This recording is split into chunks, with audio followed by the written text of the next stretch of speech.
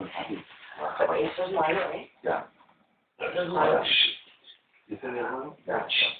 Mi hermano me chista, ¿sabes?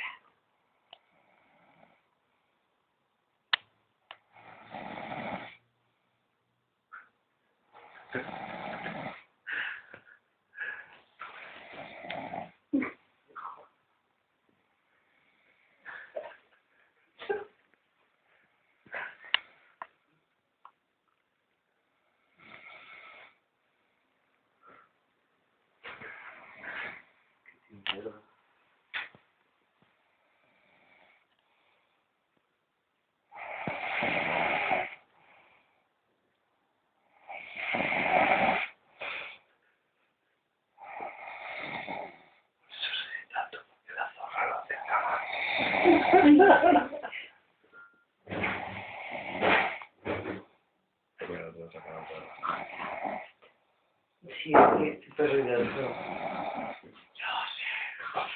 Joder. Vamos a ver al viejo Jaime.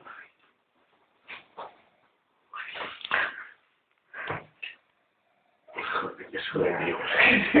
Tira del mechero. Venga, cuéntalo. Ahora con una novela. Cariño.